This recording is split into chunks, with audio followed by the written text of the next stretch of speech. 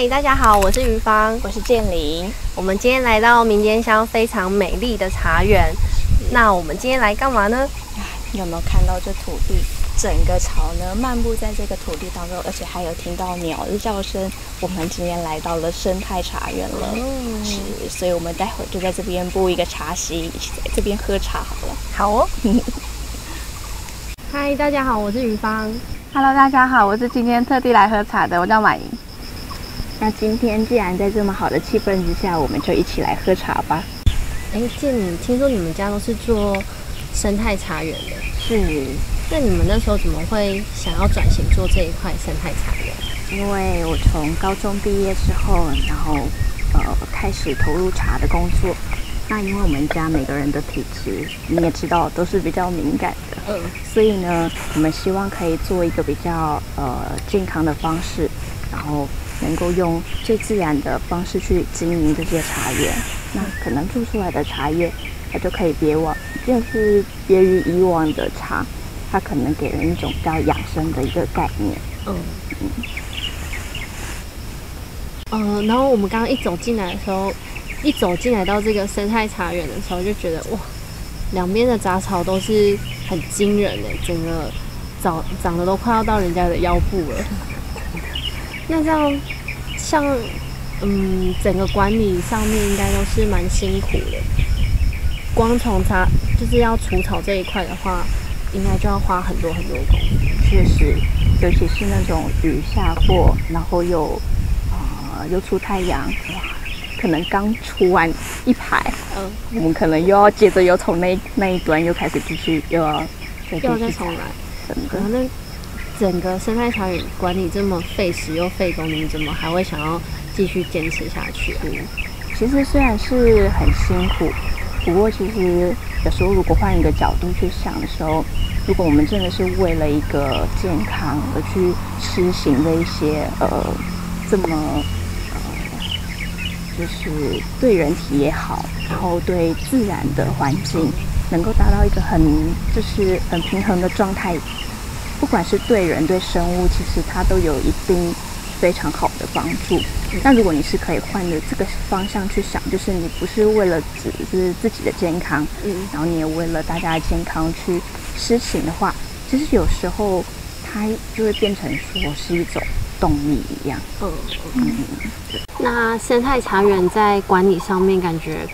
就是很困难重重。那你们从转型做生态茶园这一块一直到现在，有没有在这个过程里面有遇到什么非常大的困难，是你们一度想要放弃，就觉得算了，不要再做这一块了？有没有遇过这样子的困难？其实在惯行做施作的过程，一直到转到做生态，其实它会有一个转型期。那转型期其实就是靠着生物他们自己去做一个生态平衡，那就是人没有办法去管理的部分。那一直从我开始学茶那个时候做到现在，有将近10年的时间。那到现在呢，今年其实遇到最大的困难就是都没有下雨。对，所以今年雨水很少。对，真的，而且其实我们做管理都知道，茶树是非常需要雨水的，然后或者是你必须要买水去灌溉之类。可是因为现在我们做这一块是只有雨水，我们不灌溉，然后也完全不施肥料，所以这个是对茶树非常大的一个挑战。那对他来说当然是真的非常辛苦，可是我们还是希望说做一个挑战性，就是做是不一样的事情。那如果这个茶树它是可以很安然的就活下来了，那我觉得它的生命力也好，然后喝起来的口感也好，或许它可能会有很大让人家很惊艳的部分也说不定。所以我们就试着用挑战的心态去做这一块。现在也是一直在尝试啊。对，真的。因为毕竟我们民间就是大部分都是做惯性的嘛，惯性对，然后有机的也有，然后生态还是占比较少部分的。可是其实茶树有那么多的管理方式，都能够去做不同的施作方式，然后让他们有不同的成长状态。其实对每个人在选择上，它就可以有不同的他想要喝的一个茶的类型这样。那我怎么觉得这个茶跟一般的喝起来不太一样？是因为我们现在做的都是生态农法的茶叶，那虽然制造过程当中其实跟一般惯性都差不多，但是呢，在制作上其实它比较有难度，因为我们会看到刚刚就是草很多嘛，然后那些虫害又非常多，所以你要把它做到像惯性那么香，其实是比较有一定的难度。对，是我们就尽量是能够在口味上，因为它是层次变化可能就会比较大一点，因为它受过虫害，可能茶树会自动修复，所以在这个过程制作上，它就会有很多的一个变化性。那我们就变成说，可以去掌控这个变化性，让茶喝起来它就是可以比较有一个丰富的口感这样子。对。所以就是每一次的茶的原物料不一样的话，制造过程就也都会不一样。就是会看茶叶的状态去调整它里头的一个发酵过程。所以就是也是都是靠经验值去做茶的，没有办法像一般的工厂那样子，就是靠一定的 SOP 靠公式。对啊，所以彼此很重要。真的是很辛苦哎，你看做茶园管理也辛苦，在制作上也辛苦。对，那真的坚持下来要有很大的毅力。对。可是，如果我们真的是为了大家的健康去实行，其实有时候做就会有一个意义存在。难怪茶喝起来也不一样。对。余凡之前有去运动吗？有啊，也是一直都有在运动，就是可能都是那种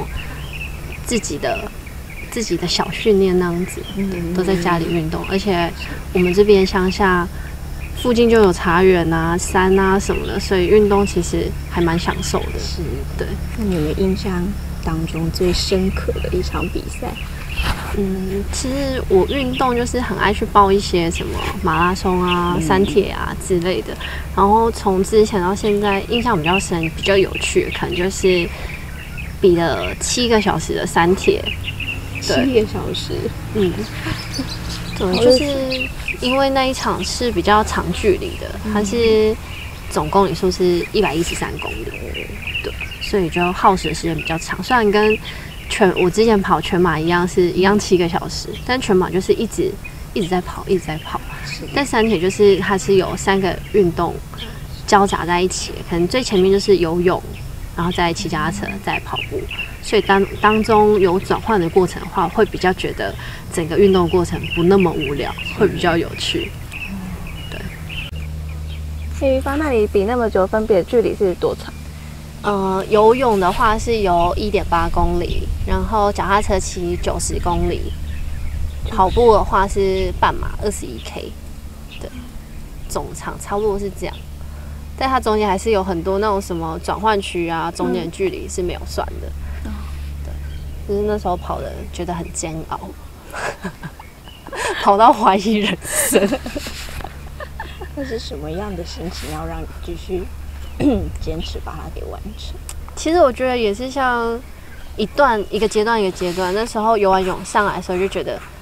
哇，游泳这么难我都过了。那后面脚踏车跟跑步是我平常都有在练习的，那怎么可以不过？然后就继续再去骑脚踏车。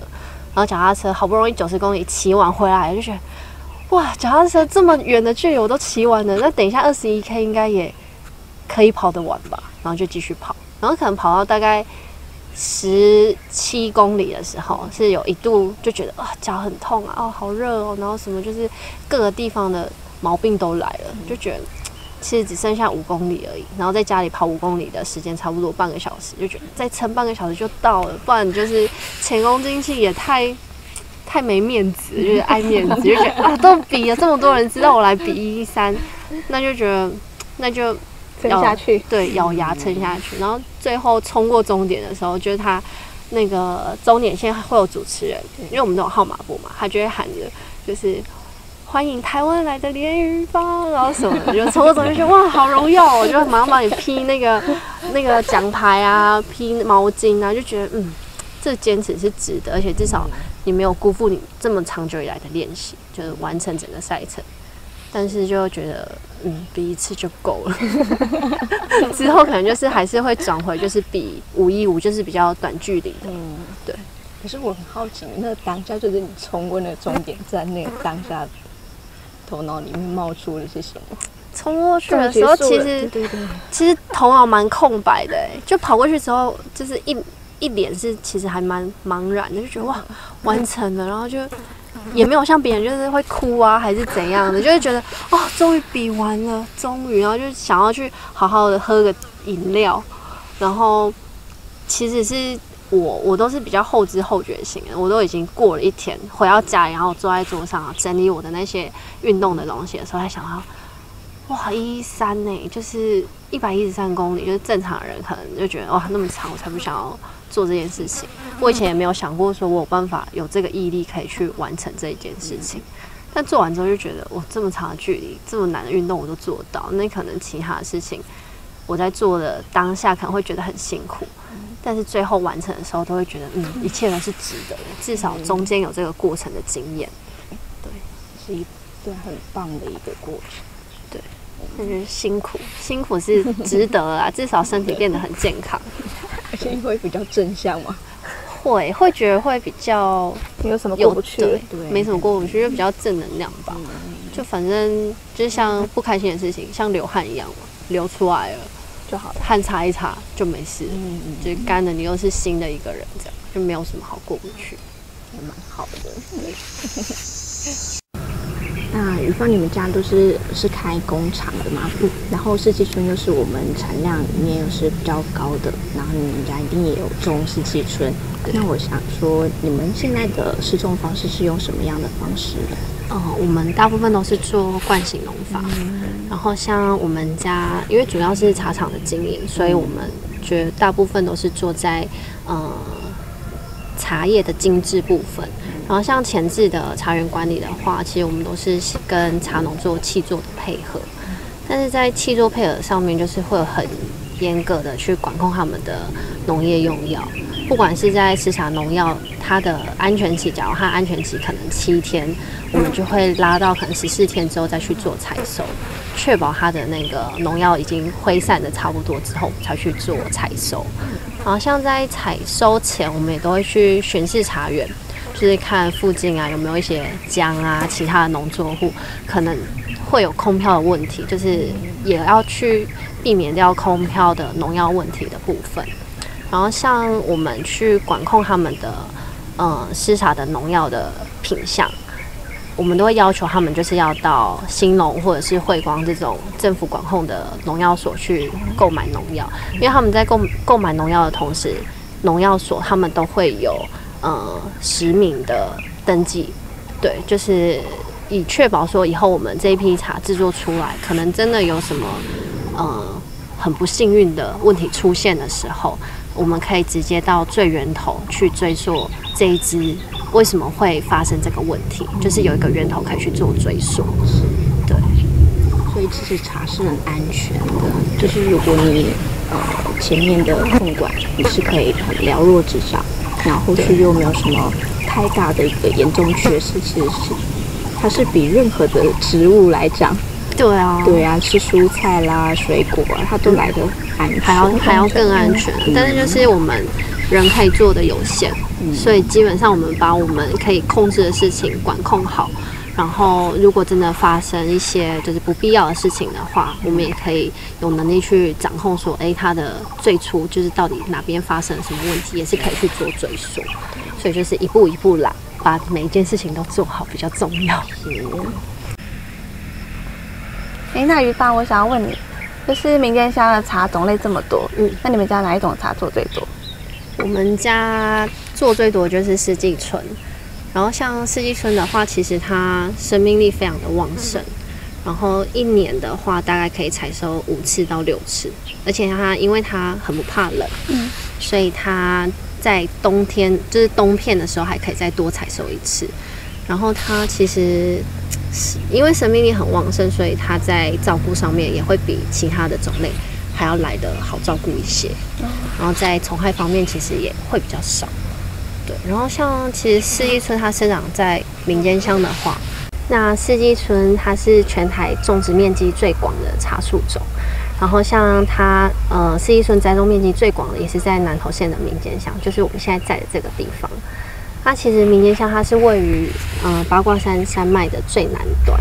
然后在民间乡的话，其实它不管是在气候上或者是环境上，都是非常适合种植茶树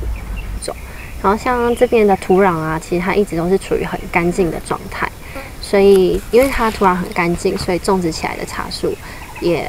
它的生长环境条件也都会很好。那因为它的生长环境很好，所以它的先天条件也非常的好，就以至于它后面的制造过程啊都会非常的顺利，所以制作出来的茶汤也很干净，也会很好喝，重点是会很香。对，所以我们今天喝的这是什么茶？这个是四季春哦，很梦幻的名字哎，所以是四季都有采收吗？四季春的话，它一年里面大概采收5到6次。对，然后它比较特别，就是它在冬茶过后还可以加采1次冬片茶。那它四季春它做成冬片茶的话，它其实蛮有特色的，因为它的花香的感觉会更加的强烈，然后喝起来茶汤的口感其实就是非常的滑顺，所以我自己也蛮喜欢喝冬片茶的这样。然后像四季春，它其实一年四季它都有做采收。那它比较特别就是它在夏天的时候，因为民间乡这个地方天气比较炎热，然后因为天气热，所以它茶树生长的速度蛮快的，所以我们就会把它转做成红茶。那它像它四季春做起来的红茶是属于小叶种的红茶，现在它也是算蛮有特色的一种茶品。对。那四季春的生命力这么旺盛的话，是不是更适合在生态茶园里面做种植？那你们也有种吗？对，我们也有。所以一般其实，在民间乡有很多的生态茶园里头，其实还是都可以看到四季春的踪迹。好，四季春因为它确实是真的生命力是真的很强烈，所以对于一般在管理上，它可能就不需要像进新乌龙，因为这样的进新乌龙它就比较难管理。对，所以相较之下，它就会有